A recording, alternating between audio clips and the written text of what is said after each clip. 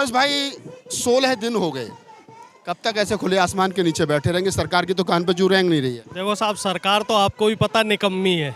सरकार इतनी आसानी से सुनने की ही नहीं। किसान आंदोलन में हमने आपने देखा पूरे 13 महीने लग गए, तब जाके प्रधानमंत्री को पता चला कि साहब मैं गलत हूँ, और उन्होंने माफ़ी मांगी। तो यहाँ भी मुझे लग रहा है 2-4 महीने तो इन पहलवानों को अग्नि परीक्षा देनी पड़ेगी। और इन पहलवानों के साथ जिन लोगों को लगता है कि ये जो किसान के बेटे यहाँ बैठे हुए हैं इनके साथ जाती हुई है, जिनको लगता है कि ये बच्चे ठीक है, तो उन सबको भी यहाँ आके जो है हाजिरी देनी पड़ेगी, इनका समर्थन करना पड़ेगा, इनकी आवाज़ में आवाज़ मिलानी पड़ेगी। क्योंकि ये सरकार साहब बहुत निकम्मी सरकार है, बहुत निठल्ली सरकार है और बहुत ही नालायक सरकार है।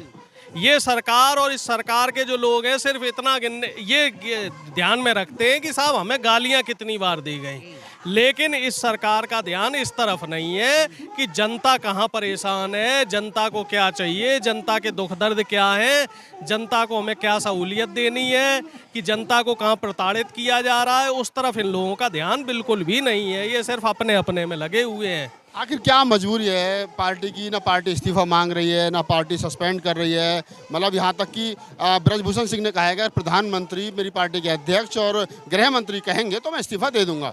देखो साहब, मोदी जी को भी पता है, ब्रजभूषण को भी पता है कि उनके बिना पूर्वी उत्तर प्रदेश की राजनीति में बीजेपी का जो है परचम लहराना बहुत मुश्किल है। उनका 5-6 जिलों में प्रभाव है और बाहुबली नेता है, सभी को मालूम है। जो व्यक्ति अपना निजी हेलीकॉप्टर रख के चलता हो, 50 से ज़्यादा जिस व्यक्ति के अपने कॉलेज हो और बड़ा खनन माफिया रहा हो, 6 बार का सांसद हो, और इस समय तो उसका बेटा भी कुश्ती संघ में है, उपाध्यक्ष है। एक बच्चा जो है इनका बिहार में कुश्ती संघ का अध्यक्ष है, एक बेटा विधायक है। तो वाली भी सांसद रही। हाँ बिल्कुल, बड़ी मजबूत पार्टी है ये, और ये पार्टी को फंडिंग भी देते हैं। तो कहीं ना कहीं सरकार की जो है नब्ज दबी हुई है। जैसे टैनी के मामले में आपने देखा कि टैनी के लड़के को इन्हें जमानत पे रखना पड़ा जब तक चुनाव नहीं हो गए, नहीं तो वो लखीमपुर खीरी के जो चुनाव है उस पर असर डालता।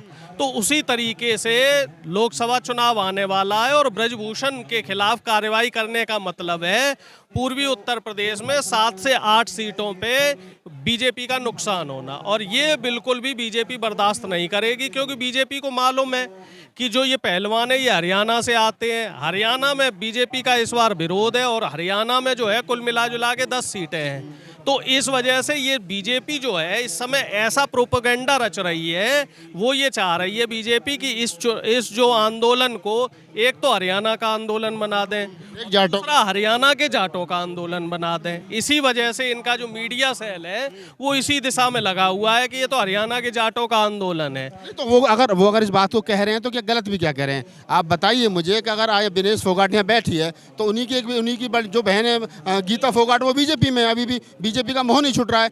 एक बेटी जो है, एक बहन जो उनकी जो है वो हरियाणा में डीएसपी है। तो आप समझिएगा अभी तो फोगाट परिवार ये इकट्ठा नहीं है, तो इस फूट का फायदा तो कोई ना कोई कहीं ना कहीं उठाएगा ना। नहीं, इसमें एक चीज और भी देखने वाली है, वो तो चलो उनकी अपनी राजनीतिक महत्वाकांक्षाएं हैं, लेकिन इसमें एक चीज और देखने वाली है कि सारी जो खाप पंचायतें हैं, चाहे वो हरियाणा की हो, चाहे दिल्ली की हो, चाहे यूपी की हो, वो सारी खाप पंचायतें इनके साथ में हैं। तमाम जो किसान संगठन है, संयुक्त किसान मोर्चा, उसने जो है आह्वान कर दिया है वो लोग मदद करेंगे। आज खाप पंचायत हुई है, एसकेएम की भी आज मीटिंग हुई है, तमाम किसान नेता भी आए हैं, और तमाम इसके साथ जो राजनीतिक पार्टियां हैं, चाहे वो कांग्रेस पार्टी हो, आम आदमी पार्टी हो, चाहे आरएलडी हो, इन लोगों ने भी समर्थन दिया है। चंद्रशेखर जी भी आ गए हैं, वो भी घूम गए हैं, सतपाल मलिक जी भी आ गए हैं।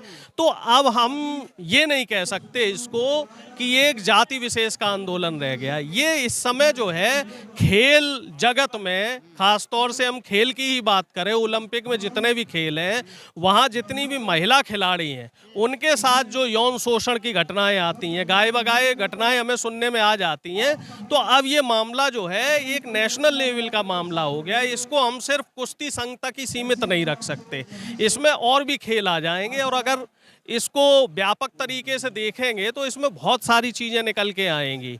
आपने कहा कि बीजेपी जो है, प्रधानमंत्री, गृह मंत्री नड्डा जी जो है वो कहीं ना कहीं राजनीतिक गोटियां फिट करने में लगे हुए, नफा और नुकसान तोल रहे हैं। तो बेटियों की आबरू से बढ़कर, भारत के गोल्ड मेडलिस्टों से बढ़कर राजनीति ज़्यादा महत्वपूर्ण है, इसका मतलब? देखिए, बीजेपी के लिए तो महत्वपूर्ण है। बीजेपी ने हमेशा फायदा और नुकसान देखा। किसान आंदोलन भी आपने देखा, जब यूपी चुनाव आने वाला था तभी किसान आंदोलन को वापस लिया गया। मोदी जी ने माफ़ी मांगने से भी गुरेज नहीं किया।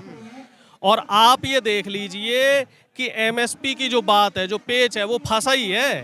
तब कह रहे थे ना कि एमएसपी पे हम कर लेंगे, कमेटी बना लेंगे, ये कर देंगे, वो कर देंगे। अब तक नहीं हुआ, 2.5 साल हो गए। और अगर ये इतने ही चहीते हैं इन खिलाड़ियों को, तो क्या प्रधानमंत्री जी का जो बंगला है वो जंतर मंतर से कितनी दूर है? किसी आदमी को भेज के इन बेटियों को अपने यहाँ नहीं बुला सकते प्रधानमंत्री जी, या गृह मंत्री जी नहीं बुला सकते, या नड्डा जी नहीं बुला सकते, या राष्ट्रपति जी नहीं बुला सकती हैं। अहम जो सवाल है वो वोट का ही है, क्योंकि कर्नाटक में चुनाव है। तो कर्नाटक चुनाव से पहले तो ये बृजभूषण के खिलाफ कोई एक्शन लेंगे नहीं, क्योंकि मामला नेशनल लेवल का हो चुका है। अगर कोई एक्शन लिया तो कर्नाटक तक खबर पहुंचेगी। इधर निकाय चुनाव उत्तर प्रदेश में भी चल रहा है, यहाँ पे भी जो है इनकी साख दांव पे लगी हुई है। तो मुझे ऐसा लग रहा है कि जब ये चुनावी माहौल ये जो ख़त्म होगा, तो उसके बाद हो सकता है कि प्रधानमंत्री की तरफ से कोई निर्णय लिया जाए।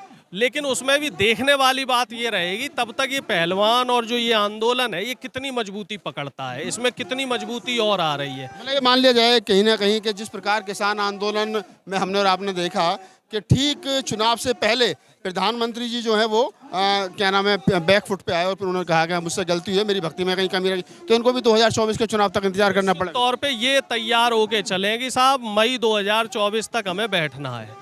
और आप देखिए, अगर ये पहलवान मजबूती से बैठे रहे तो जनवरी फरवरी आते आते प्रधानमंत्री इनसे माफ़ी मांग लेंगे, चरण वंदना भी करेंगे और बृजभूषण को सलाखों के पीछे भी भेजेंगे। और उस पर पॉस्को एक्ट के तहत जो कठिन से कठिन कार्रवाई होनी चाहिए वो कार्रवाई के भी निर्देश दे देंगे। ये तो आप अरुणेश यादव थे, बहुजन एक्टिविस्ट हैं। हम तमाम मुद्दों पर उनकी राय जो वो लेते रहते हैं। जिस प्रकार से डिटेल में उन्होंने समझाया कि चुनाव से पहले, यानी 2024 के चुनाव से पहले संभव नहीं है कि प्रधानमंत्री किसी भी प्रकार से कोई बात करें। तमाम देखेंगे कि जंतर मंतर पर तमाम जगह बैनर हैं, इधर ये बैनर लगाएं, इंसाफ और इज्जत की लड़ाई में आप भी साथ दीजिए, उधर भी पूरा बैनर वगैरह लगा रखे हैं। और जंतर मंतर पर धरना जो है वो दिन प्रतिदिन बढ़ता जा रहा है, लोगों की संख्या बढ़ती जा रही है। पहले जब 15 दिन पहले गीता क्या नाम है, फोगाट और बजरंग पूनिया और साक्षी मलिक बैठे थे तो हम आए थे पहले दिन, तो चंद लोग थे यहाँ पर, 15-20 लोग थे, लेकिन आज हज़ारों की संख्या में लोग यहाँ हैं। तो लोगों का जो है वो आना यहाँ पर लगातार जारी है और बढ़ रहा है। अभी आंदोलन कितनी मजबूती लेगा, कितनी दूर तक चलेगा, सरकार को झुका पाएंगे, नहीं झुका पाएंगे, क्या बृजभूषण सिंह की गिरफ्तारी होगी, तमाम सवाल हैं और तमाम सवाल भविष्य के गर्भ में हैं।